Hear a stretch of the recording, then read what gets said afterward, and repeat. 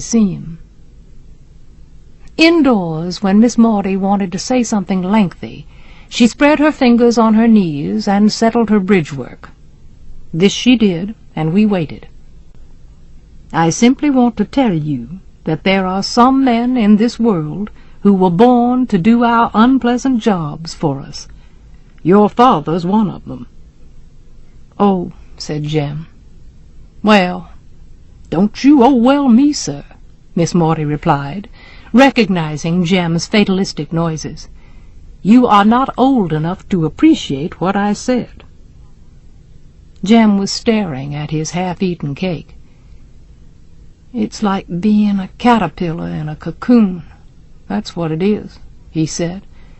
"Like something asleep, wrapped up in a warm place. I always thought Maycomb folks were the best folks in the world.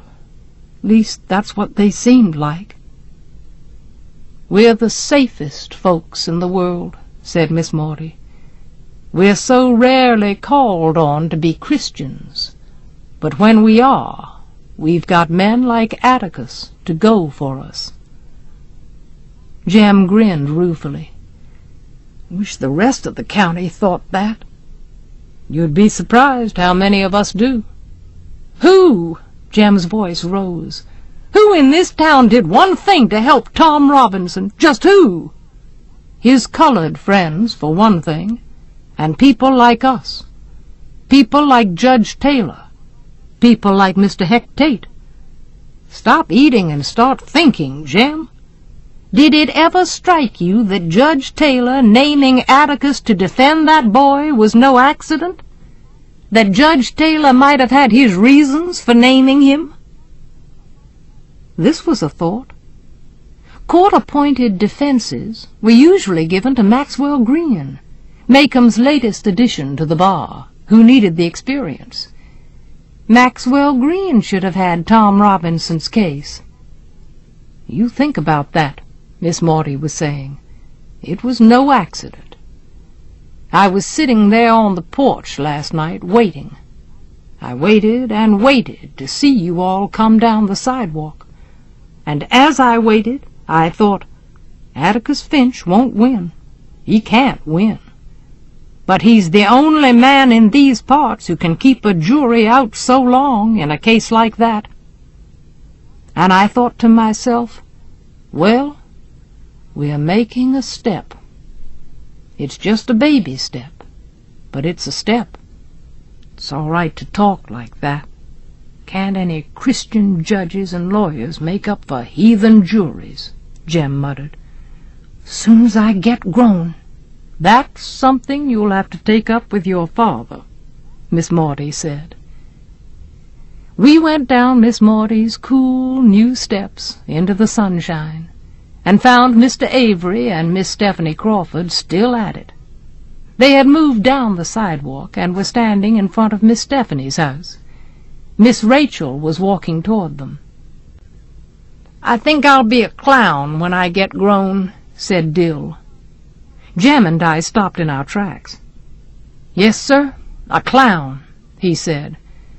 "There ain't one thing in this world I can do about folks except laugh. So I'm going to join the circus and laugh my head off." "You got it backwards, Dill," said Jem. "Clowns are sad. It's folks that laugh at them." "Well, I'm going to be a new kind of clown. I'm going to stand in the middle of the ring and laugh at the folks. Just look a-yonder," he pointed. "Every one of 'em ought to be riding broomsticks. Aunt Rachel already does."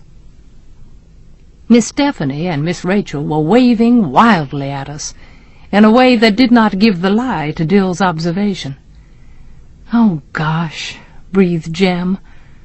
"I reckon it'd be ugly not to see 'em." Something was wrong. Mr. Avery was red in the face from a sneezing spell, and nearly blew us off the sidewalk when we came up. Miss Stephanie was trembling with excitement, and Miss Rachel caught Dill's shoulder. "You get on in the backyard and stay there," she said. "There's danger a-comin'." "'Smatter?" I asked. "Ain't you heard yet? It's all over town." At that moment Aunt Alexandra came to the door and called us, but she was too late. It was Miss Stephanie's pleasure to tell us. This morning Mr. Bob Ewell stopped Atticus on the post office corner, spat in his face, and told him he'd get him if it took him the rest of his life. Chapter 23. "I wish Bob Ewell wouldn't chew tobacco," was all Atticus said about it. According to Miss Stephanie Crawford, however, Atticus was leaving the post office when Mr. Ewell approached him, cursed him, spat on him, and threatened to kill him. Miss Stephanie, who by the time she had told it twice was there, and had seen it all, passing by from the jitney jungle she was. Miss Stephanie said Atticus didn't bat an eye, just took out his handkerchief and wiped his face and stood there, and let Mr. Ewell call him names wild horses could not bring her to repeat. Mr. Ewell was a veteran of an obscure war. That, plus Atticus's peaceful reaction, probably prompted him to inquire, "Too proud to fight, you nigger-loving bastard?" Miss Stephanie said Atticus said, "No, too old," put his hands in his pockets, and strolled on. Miss Stephanie said you had to hand it to Atticus Finch. He could be right dry sometimes. Jem and I didn't think it entertaining. "After all, though," I said, "he was the deadest shot in the county one time. He could— You know he wouldn't carry a gun, Scout. He ain't even got one," said Jem. "You know he didn't even have one down at the jail that night. He told me having a gun around's an invitation to somebody to shoot you." "This is different," I said. "We can ask him to borrow one." We did, and he said, "Nonsense." Dill was of the opinion that an appeal to Atticus's better nature might work. After all, we would starve if Mr. Ewell killed him, besides be raised exclusively by Aunt Alexandra, and we all knew the first thing she'd do before Atticus was under the ground good would be to fire Calpurnia. Jem said it might work if I cried and flung a fit, being young and a girl. That didn't work either. But when he noticed us dragging around the neighborhood, not eating, taking little interest in our normal pursuits, Atticus discovered how deeply frightened we were. He tempted Jem with a new football magazine one night. When he saw Jem flip the pages and toss it aside, he said, "What's bothering you, son?" Jem came to the point. "Mr. Ewell." "What has happened?" "Nothing's happened. We're scared for you, and we think you ought to do something about him." Atticus smiled wryly. "Do what? Put him under a peace bond?" "When a man says he's going to get you, looks like he means it." "He meant it when he said it," said Atticus. "Jem, see if you can stand in Bob Ewell's shoes a minute. I destroyed his last shred of credibility at that trial, if he had any to begin with. The man had to have some kind of comeback. His kind always does. So if spitting in my face and threatening me saved Mayella Ewell one extra beating, that's something I'll gladly take. He had to take it out on somebody, and I'd rather it be me than that house full of children out there. You understand?" Jem nodded. Aunt Alexandra entered the room as Atticus was saying, "We don't have anything to fear from Bob Ewell. He got it all out of his system that morning." "I wouldn't be so sure of that, Atticus," she said. "His kind'd do anything to pay off a grudge. You know how those people are." "What on earth could Ewell do to me, sister?" "Something furtive," Aunt Alexandra said. "You may count on that." "Nobody has much chance to be furtive in Macomb," Atticus answered. After that we were not afraid. Summer was melting away, and we made the most of it. Atticus assured us that nothing would happen to Tom Robinson until the higher court reviewed his case, and that Tom had a good chance of going free, or at least of having a new trial. He was at Enfield Prison Farm, 70 miles away in Chester County. I asked Atticus if Tom's wife and children were allowed to visit him, but Atticus said no. "If he loses his appeal," I asked one evening, "what'll happen to him?" "He'll go to the chair," said Atticus, "unless the governor commutes his sentence. Not time to worry yet, Scout. We've got a good chance." Jem was sprawled on the sofa reading Popular Mechanics. He looked up. "It ain't right. He didn't kill anybody, even if he was guilty. He didn't take anybody's life." "You know rape's a capital offense in Alabama," said Atticus. "Yes, sir, but the jury didn't have to give him death. If they wanted to, they could have gave him 20 years. "Given," said Atticus. "Tom Robinson's a colored man, Jem. No jury in this part of the world's going to say, 'We think you're guilty, but not very,' on a charge like that. It was either a straight acquittal or nothing." Jem was shaking his head. "I know it's not right, but I can't figure out what's wrong. Maybe rape shouldn't be a capital offense." Atticus dropped his newspaper beside his chair. He said he didn't have any quarrel with the rape statute, none whatever, but he did have deep misgivings when the state asked for and the jury gave a death penalty on purely circumstantial evidence. He glanced at me, saw I was listening, and made it easier.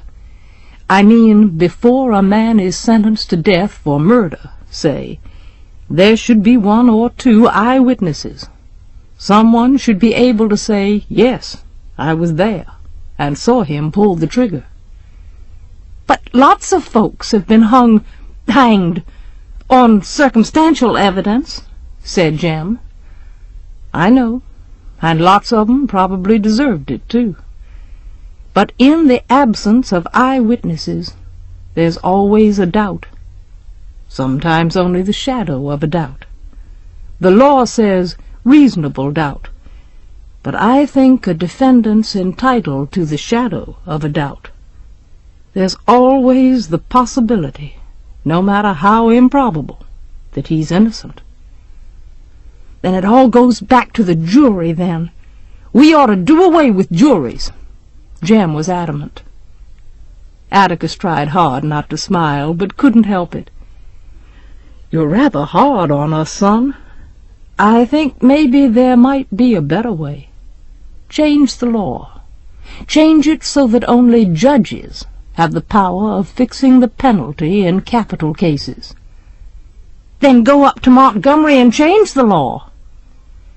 "You'd be surprised how hard that'd be. I won't live to see the law changed, and if you live to see it, you'll be an old man." This was not good enough for Jem. "No, sir, they ought to do away with juries. He wasn't guilty in the first place, and they said he was." "If you had been on that jury, son, and 11 other boys like you, Tom would be a free man," said Atticus. "So far, nothing in your life has interfered with your reasoning process. Those are 12 reasonable men in everyday life, Tom's jury. But you saw something come between them and reason. You saw the same thing that night in front of the jail. When that crew went away, they didn't go as reasonable men. They went because we were there. There's something in our world that makes men lose their heads. They couldn't be fair if they tried. In our courts, when it's a white man's word against a black man's, the white man always wins. They're ugly, but those are the facts of life." "Doesn't make it right," said Jem stolidly. He beat his fist softly on his knee. You just can't convict a man on evidence like that. You can't. You couldn't, but they could, and did. The older you grow, the more that you'll see. The one place where a man ought to get a square deal is in a courtroom, be he any color of the rainbow. But people have a way of carrying their resentments right into a jury box. As you grow older, you'll see white men cheat black men every day of your life. But let me tell you something, and don't you forget it. Whenever a white man does that to a black man, no matter who he is, how rich he is, or how fine a family he comes from, that white man is trash. Atticus was speaking so quietly his last word crashed on our ears. I looked up, and his face was vehement. There's nothing more sickening to me than a low-grade white man who'll take advantage of a Negro's ignorance. Don't fool yourselves. It's all adding up, and one of these days we're going to pay the bill for it. I hope it's not in you children's time. Jem was scratching his head. Suddenly his eyes widened. "Atticus," he said, "why don't people like us and Miss Maudie ever sit on juries? You never see anybody from Macomb on a jury. They all come from out in the woods." Atticus leaned back in his rocking chair. For some reason he looked pleased with Jem. "I was wondering when that'd occur to you," he said. "There are lots of reasons. For one thing, Miss Maudie can't serve on a jury because she's a woman." "You mean women in Alabama can't—" I was indignant. "I do. I guess it's to protect our frail ladies from sordid cases like Tom's. Besides," Atticus grinned, "I doubt if we'd ever get a complete case tried. The ladies'd be interrupting to ask questions." Jem and I laughed.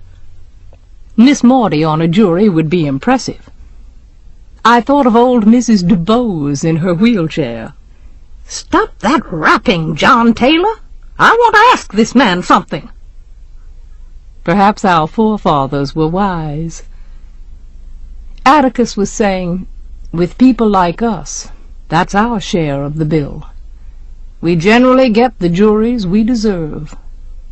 Our stout Macomb citizens aren't interested, in the first place. In the second place, they're afraid. Then they're afraid. Why? Asked Jem. Well, what if, say, Mr. Link Diaz had to decide the amount of damages to award, say, Miss Maudie, when Miss Rachel ran over her with a car? Link wouldn't like the thought of losing either lady's business at his store, would he? So he tells Judge Taylor that he can't serve on the jury because he doesn't have anybody to keep store for him while he's gone. So Judge Taylor excuses him. Sometimes he excuses him wrathfully. What'd make him think either one of 'em would stop trading with him? I asked. Jem said, Miss Rachel would, Miss Maudie wouldn't. But a jury's vote's secret, Atticus. Our father chuckled. You've many more miles to go, son. A jury's vote's supposed to be secret. Serving on a jury forces a man to make up his mind and declare himself about something. Men don't like to do that. Sometimes it's unpleasant. Tom's jury sure made up its mind in a hurry, Jem muttered. Atticus's fingers went to his watch pocket. No, it didn't, he said, more to himself than to us. That was the one thing that made me think, well, this may be the shadow of a beginning. That jury took a few hours. An inevitable verdict, maybe, but usually it takes 'em just a few minutes, This time. He broke off and looked at us. You might like to know that there was one fellow who took considerable wearing down. In the beginning he was raring for an outright acquittal. Who? Jem was astonished. Atticus's eyes twinkled. It's not for me to say, but I'll tell you this much. He was one of your old Sarum friends. One of the Cunninghams? Jem yelped. I didn't recognize any of 'em. You're joking. He looked at Atticus from the corners of his eyes. One of their connections. On a hunch, I didn't strike him. Just on a hunch. Could have, but I didn't. Golly Moses, Jem said reverently. 1 minute they're trying to kill him, and the next they're trying to turn him loose. I'll never understand those folks as long as I live. Atticus said you just had to know 'em. He said the Cunninghams hadn't taken anything from or off of anybody since they migrated to the New World. He said the other thing about them was, once you earned their respect, they were for you tooth and nail. Atticus said he had a feeling, nothing more than a suspicion, that they left the jail that night with considerable respect for the Finches. Then, too, he said, it took a thunderbolt plus another Cunningham to make one of them change his mind. If we'd had 2 of that crowd, we'd have had a hung jury. Jem said slowly, You mean you actually put on the jury a man who wanted to kill you the night before? How could you take such a risk, Atticus? How could you? When you analyze it, there was little risk. There's no difference between one man who's going to convict and another man who's going to convict, is there? There's a faint difference between a man who's going to convict and a man who's a little disturbed in his mind, isn't there? He was the only uncertainty on the whole list. What kin was that man to Mr. Walter Cunningham? I asked. Atticus rose, stretched, and yawned. It was not even our bedtime, but we knew he wanted a chance to read his newspaper. He picked it up, folded it, and tapped his head. Let's see now, he droned to himself. I've got it. Double first cousin. How can that be? 2 sisters married 2 brothers. That's all I'll tell you. You figure it out. I tortured myself, and decided that if I married Jem, and Dill had a sister whom he married, our children would be double first cousins. Gee, Manetti, Jem, I said when Atticus had gone. They're funny folks. D'you hear that, Auntie? Aunt Alexandra was hooking a rug and not watching us, but she was listening. She sat in her chair with her work-basket beside it, her rugs spread across her lap. Why ladies hooked woolen rugs on boiling nights never became clear to me.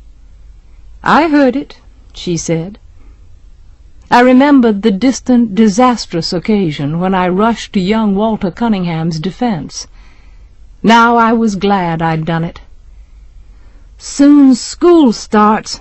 I'm going to ask Walter home to dinner, I planned, having forgotten my private resolve to beat him up the next time I saw him.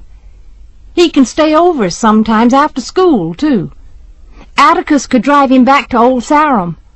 Maybe he could spend the night with us sometime. Okay, Jem? We'll see about that, Aunt Alexandra said. A declaration that with her was always a threat, never a promise. Surprised, I turned to her. Why not, Auntie? They're good folks. She looked at me over her sewing glasses. Jean Louise, there is no doubt in my mind that they're good folks, but they're not our kind of folks. Jem says, She means they're yappy, Scout. What's a yap? Aw, tacky. They like fiddling and things like that. Well, I do too. Don't be silly, Jean Louise, said Aunt Alexandra. The thing is, you can scrub Walter Cunningham till he shines. You can put him in shoes and a new suit, but he'll never be like Jem. Besides, there's a drinking streak in that family a mile wide. Finch women aren't interested in that sort of people. Auntie, said Jem, she ain't 9 yet. She may as well learn it now. Aunt Alexandra had spoken. I was reminded vividly of the last time she had put her foot down. I never knew why. It was when I was absorbed with plans to visit Calpurnia's house. I was curious, interested. I wanted to be her company, to see how she lived, who her friends were. I might as well have wanted to see the other side of the moon. This time the tactics were different, but Aunt Alexandra's aim was the same. Perhaps this was why she had come to live with us, to help us choose our friends. I would hold her off as long as I could. If they're good folks, then why can't I be nice to Walter? I didn't say not to be nice to him. You should be friendly and polite to him. You should be gracious to everybody, dear. But you don't have to invite him home. What if he was kin to us, Auntie? The fact is that he is not kin to us. But if he were, my answer would be the same. Auntie, Jem spoke up, Atticus says you can choose your friends, but you sure can't choose your family. And they're still kin to you no matter whether you acknowledge 'em or not. And it makes you look right silly when you don't. That's your father all over again, said Aunt Alexandra. And I still say that Jean Louise will not invite Walter Cunningham to this house. If he were her double first cousin, once removed, he would still not be received in this house, unless he comes to see Atticus on business. Now that is that. She had said, indeed not, but this time she would give her reasons. But I want to play with Walter, Auntie. Why can't I? She took off her glasses and stared at me. I'll tell you why, she said. Because he is trash. That's why you can't play with him. I'll not have you around him, picking up his habits and learning Lord knows what. You're enough of a problem to your father as it is. I don't know what I would have done, but Jem stopped me. He caught me by the shoulders, put his arm around me, and led me sobbing in fury to his bedroom. Atticus heard us and poked his head around the door. "'S all right, sir," Jem said gruffly. "'S not anything." Atticus went away. "Have a chew, Scout." Jem dug into his pocket and extracted a Tootsie Roll. It took a few minutes to work the candy into a comfortable wad inside my jaw. Jem was rearranging the objects on his dresser. His hair stuck up behind and down in front, and I wondered if it would ever look like a man's. Maybe if he shaved it off and started over, his hair would grow back neatly in place. His eyebrows were becoming heavier, and I noticed a new slimness about his body. He was growing taller. When he looked around, he must have thought I would start crying again, for he said, "Show you something, if you won't tell anybody." I said, "What?" He unbuttoned his shirt, grinning shyly. "Well, what?" "Well, can't you see it?" "Well, no." "Well, it's hair." "Where?" "There. Right there." He had been a comfort to me, so I said it looked lovely, but I didn't see anything. "It's real nice, Jem." "And my arms, too," he said. "Going out for football next year. Scout, don't let Auntie aggravate you." It seemed only yesterday that he was telling me not to aggravate Auntie.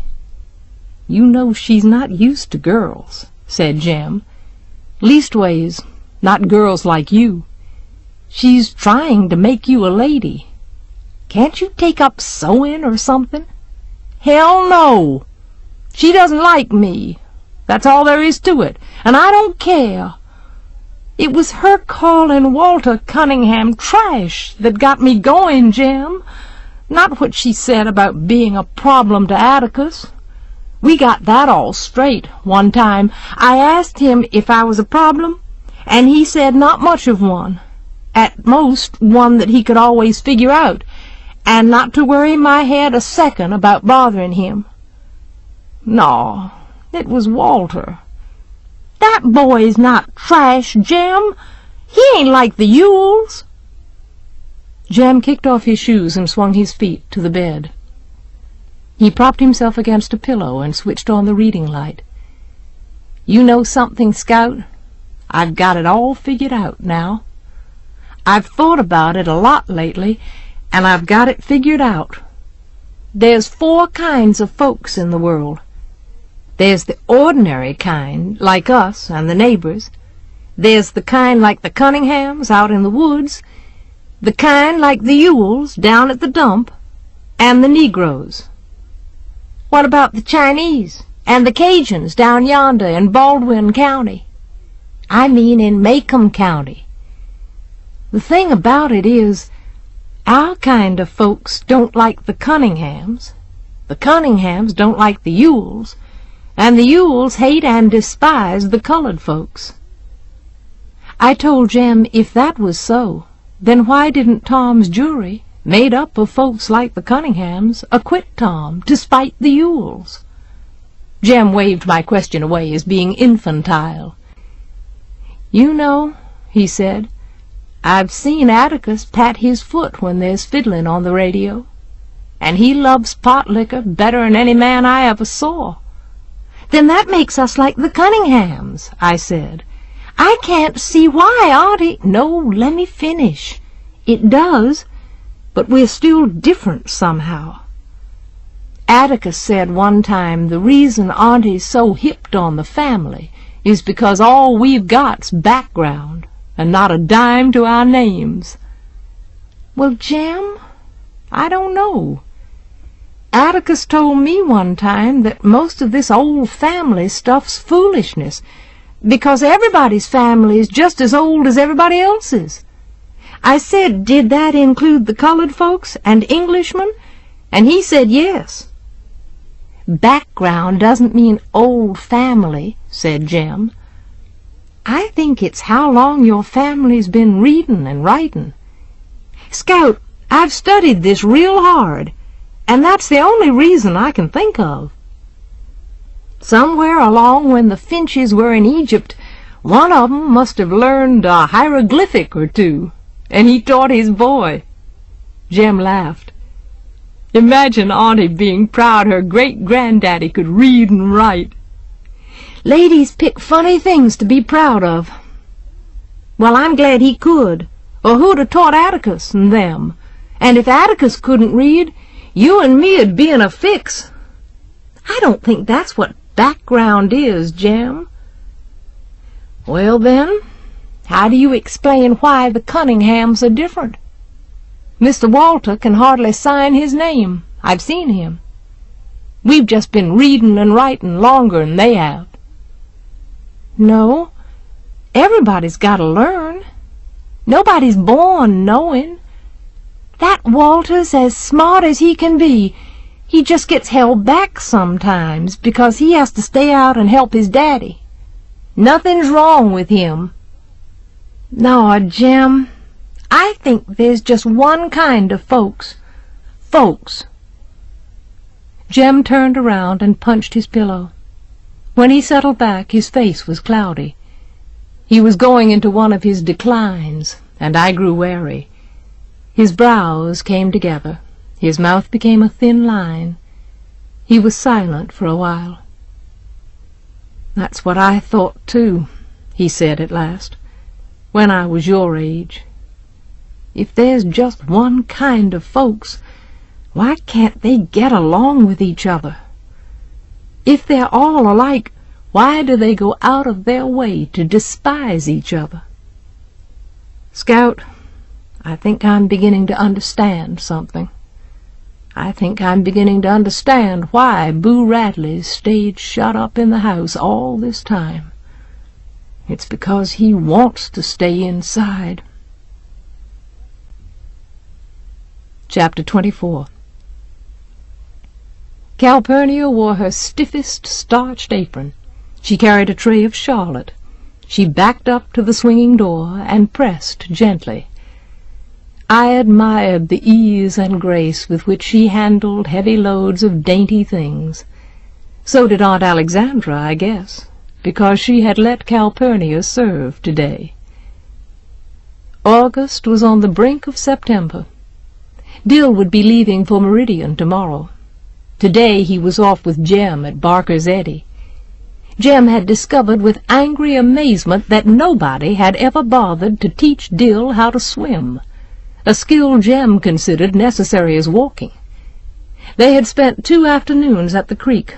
They said they were going in naked, and I couldn't come, so I divided the lonely hours between Calpurnia and Miss Maudie. Today Aunt Alexandra and her missionary circle were fighting the good fight all over the house. From the kitchen I heard Mrs. Grace Merriweather giving a report in the living room on the squalid lives of the Marooners, it sounded like to me. They put the women out in huts when their time came, whatever that was. They had no sense of family. I knew that'd distress Auntie. They subjected children to terrible ordeals when they were 13. They were crawling with yaws and earworms. They chewed up and spat out the bark of a tree into a communal pot, and then got drunk on it. Immediately thereafter the ladies adjourned for refreshments. I didn't know whether to go into the dining room or stay out. Aunt Alexandra told me to join them for refreshments. It was not necessary that I attend the business part of the meeting. She said it'd bore me. I was wearing my pink Sunday dress, shoes, and a petticoat, and reflected that if I spilled anything, Calpurnia would have to wash my dress again for tomorrow. This had been a busy day for her. I decided to stay out. "Can I help you, Cal?" I asked, wishing to be of some service. Calpurnia paused in the doorway. "You be still as a mouse in that corner," she said, "and you can help me load up the trays when I come back." The gentle hum of ladies' voices grew louder as she opened the door. "Why, Alexandra, I never saw such Charlotte! Just lovely! I never can get my crust like this. Never can. Who'd have thought of little dewberry tarts? Calpurnia? Who'd have thought it? Anybody tell you that the preacher's wife's—" "No! Well, she is. And that other one not walking yet." They became quiet, and I knew they had all been served. Calpurnia returned and put my mother's heavy silver pitcher on a tray. "This coffee pitcher's a curiosity," she murmured. "They don't make 'em these days." "Can I carry it in?" "If you be careful and don't drop it. Set it down at the end of the table by Miss Alexandra. Down there by the cups and things. She's going to pour." I tried pressing my behind against the door as Calpurnia had done, but the door didn't budge. Grinning, she held it open for me. "Careful now. It's heavy. Don't look at it, and you won't spill it." My journey was successful. Aunt Alexandra smiled brilliantly. "Stay with us, Jean Louise," she said. This was a part of her campaign to teach me to be a lady. It was customary for every circle hostess to invite her neighbors in for refreshments, be they Baptists or Presbyterians, which accounted for the presence of Miss Rachel, sober as a judge, Miss Maudie, and Miss Stephanie Crawford. Rather nervous, I took a seat beside Miss Maudie and wondered why ladies put on their hats to go across the street.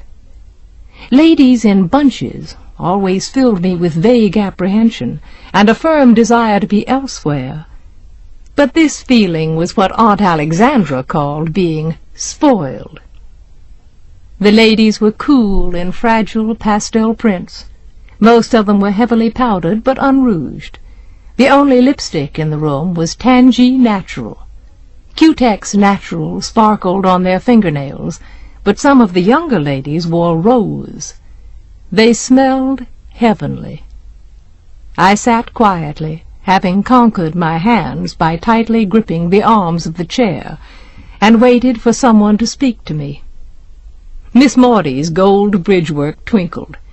"You're mighty dressed up, Miss Jean Louise," she said. "Where are your breeches today?" "Under my dress." I hadn't meant to be funny, but the ladies laughed. My cheeks grew hot as I realized my mistake, but Miss Maudie looked gravely down at me. She never laughed at me unless I meant to be funny. In the sudden silence that followed, Miss Stephanie Crawford called from across the room, "What you going to be when you grow up, Jean Louise? A lawyer?" "No, I hadn't thought about it," I answered, grateful that Miss Stephanie was kind enough to change the subject. Hurriedly I began choosing my vocation. Nurse, aviator? Well, why, shoot! I thought you wanted to be a lawyer. You've already commenced going to court. The ladies laughed again. "That Stephanie's a card," somebody said. Miss Stephanie was encouraged to pursue the subject. "Don't you want to grow up to be a lawyer?" Miss Maudie's hand touched mine, and I answered mildly enough, "No, just a lady." Miss Stephanie eyed me suspiciously, decided that I meant no impertinence, and contented herself with, "Well, you won't get very far until you start wearing dresses more often." Miss Maudie's hand closed tightly on mine, and I said nothing. Its warmth was enough. Mrs. Grace Merriweather sat on my left, and I felt it would be polite to talk to her. Mr. Merriweather, a faithful Methodist under duress, apparently saw nothing personal in singing "Amazing Grace, how sweet the sound that saved a wretch like me." It was the general opinion of Maycomb, however, that Mrs. Merriweather had sobered him up and made a reasonably useful citizen of him. For certainly Mrs. Merriweather was the most devout lady in Maycomb. I searched for a topic of interest to her. "What did you all study this afternoon?" I asked. "Oh, child, those poor marooners," she said, and was off. Few other questions would be necessary. Mrs. Merriweather's large brown eyes always filled with tears when she considered the oppressed. "Living in that jungle with nobody but J. Grimes Everett," she said. "Not a white person'll go near 'em but that saintly J. Grimes Everett." Mrs. Merriweather played her voice like an organ. Every word she said received its full measure. "The poverty, the darkness, the immorality. Nobody but J. Grimes Everett knows. You know, when the church gave me that trip to the campgrounds, J. Grimes Everett said to me, 'Was he there, ma'am?' I thought, 'Home on leave.' J. Grimes Everett said to me, he said, 'Mrs. Merriweather, you have no conception of what we are fighting over there.' That's what he said to me." "Yes, ma'am." I said to him, "Mr. Everett," I said, "the ladies of the Maycomb, Alabama Methodist Episcopal Church South are behind you 100%. That's what I said to him. And you know, right then and there, I made a pledge in my heart. I said to myself, when I go home, I'm going to give a course on the Marooners and bring J. Grimes Everett's message to Maycomb. And that's just what I'm doing. Yes, ma'am. When Mrs. Merriweather shook her head, her black curls jiggled. "Jean Louise," she said, "you are a fortunate girl. You live in a Christian home with Christian folks in a Christian town. Out there in J. Grimes Everett's land, there's nothing but sin and squalor." "Yes, ma'am." "Sin and squalor." "What was that, Gertrude?" Mrs. Merriweather turned on her chimes for the lady sitting beside her. "Oh, that. Well, I always say forgive and forget. Forgive and forget. Thing that church ought to do is help her lead a Christian life for those children from here on out. Some of the men ought to go out there and tell that preacher to encourage her." "Excuse me, Mrs. Merriweather," I interrupted. "Are you all talking about Mayella Ewell?" "No, child. That darky's wife. Tom's wife. Tom Robinson, ma'am." Mrs. Merriweather turned back to her neighbor. "There's one thing I truly believe, Gertrude," she continued, "but some people just don't see it my way. If we just let them know we forgive 'em, that we've forgotten it, then this whole thing'll blow over." Mrs. Merriweather," I interrupted once more, "what'll blow over?" Again she turned to me. Mrs. Merriweather was one of those childless adults who find it necessary to assume a different tone of voice when speaking to children. "Nothing, Jean Louise," she said in stately largo. "The cooks and field hands are just dissatisfied, but they're settling down now. They grumbled all next day after that trial." Mrs. Merriweather faced Mrs. Farrell. "Gertrude, I tell you there's nothing more distracting than a sulky darky. Their mouths go down to here. Just ruins your day to have one of 'em in the kitchen. You know what I said to my Sophie, Gertrude? I said, 'Sophie,' I said, 'you simply are not being a Christian today. Jesus Christ never went around grumbling and complaining.' And you know, it did her good. She took her eyes off that floor and said, 'No, Miss Merriweather, Jesus never went around grumbling.' I tell you, Gertrude, you never ought to let an opportunity go by to witness for the Lord." I was reminded of the ancient little organ in the chapel at Finch's Landing. When I was very small, and if I had been very good during the day, Atticus would let me pump its bellows while he picked out a tune with one finger. The last note would linger as long as there was air to sustain it. Mrs. Merriweather had run out of air, I judged, and was replenishing her supply while Mrs. Farrow composed herself to speak. Mrs. Farrow was a splendidly built woman with pale eyes and narrow feet.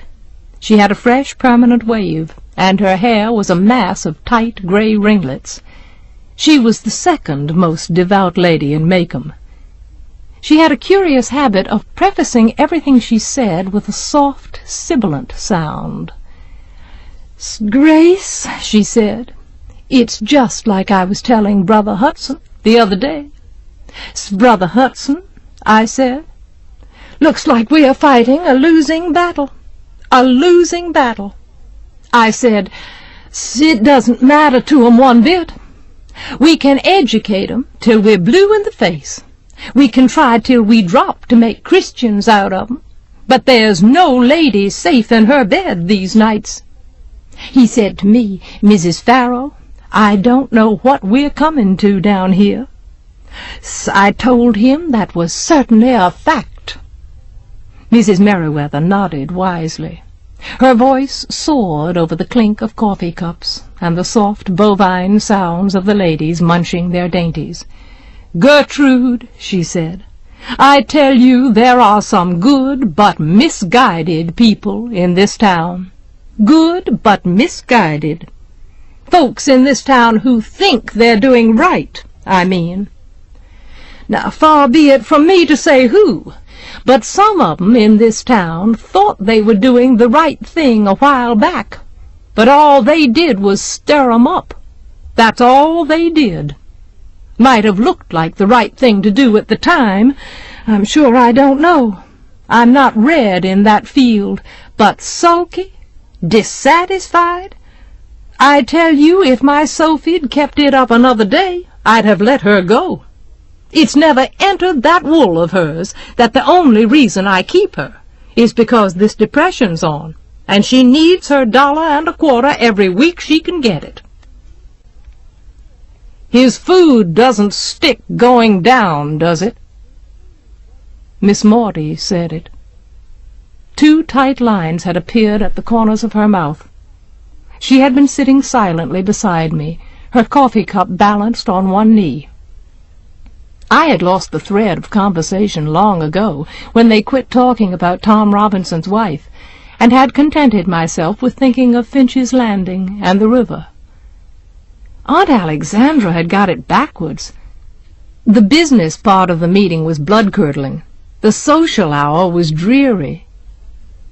"Maudie, I'm sure I don't know what you mean," said Mrs. Merriweather. "I'm sure you do," Miss Maudie said shortly. She said no more. When Miss Maudie was angry, her brevity was icy. Something had made her deeply angry, and her grey eyes were as cold as her voice. Mrs. Merriweather reddened, glanced at me, and looked away. I could not see Mrs. Farrow.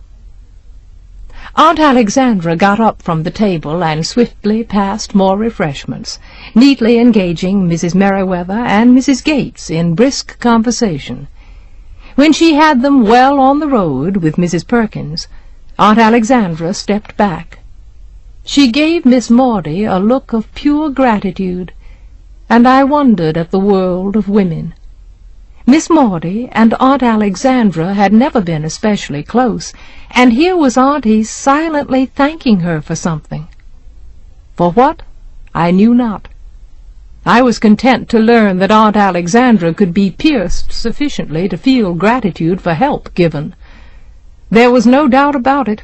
I must soon enter this world, where on its surface fragrant ladies rocked slowly, fanned gently, and drank cool water. But I was more at home in my father's world. People like Mr. Heck Tate did not trap you with innocent questions to make fun of you. Even Jem was not highly critical, unless you said something stupid. Ladies seemed to live in faint horror of men, seemed unwilling to approve wholeheartedly of them. But I liked them. There was something about them. No matter how much they cussed and drank and gambled and chewed, no matter how undelectable they were, there was something about them that I instinctively liked. They weren't hypocrites, Mrs. Perkins, born hypocrites, Mrs. Merriweather was saying. At least we don't have that sin on our shoulders down here. People up there set 'em free, but you don't see 'em settin' at the table with 'em. At least we don't have the deceit to say to 'em, yes, you're as good as we are, but stay away from us. Down here we just say you live your way and we'll live ours. I think that woman, that Mrs. Roosevelt's, lost her mind. Just plain lost her mind, coming down to Birmingham and trying to sit with 'em. If I was the mayor of Birmingham, Well, neither of us was the mayor of Birmingham, but I wished I was the governor of Alabama for one day. I'd let Tom Robinson go so quick the Missionary Society wouldn't have time to catch its breath. Calpurnia was telling Miss Rachel's cook the other day how bad Tom was taking things, and she didn't stop talking when I came into the kitchen. She said there wasn't a thing Atticus could do to make being shut up easier for him. that the last thing he said to Atticus before they took him down to the prison camp was, "Goodbye, Mr. Finch. There ain't nothing you can do now, so there ain't no use trying." Calpurnia said Atticus told her that the day they took Tom to prison, he just gave up hope. She said Atticus tried to explain things to him, and that he must do his best not to lose hope, because Atticus was doing his best to get him free.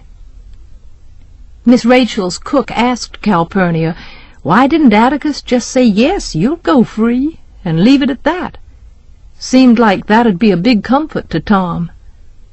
Calpurnia said, "Because you ain't familiar with the law. First thing you learn when you're in a lawing family is that there ain't any definite answers to anything. Mr. Finch couldn't say something so when he doesn't know for sure it's so." The front door slammed, and I heard Atticus's footsteps in the hall. Automatically I wondered what time it was. Not nearly time for him to be home, and on missionary society days he usually stayed downtown until black dark. He stopped in the doorway. His hat was in his hand, and his face was white. "Excuse me, ladies," he said. "Go right ahead with your meeting. Don't let me disturb you.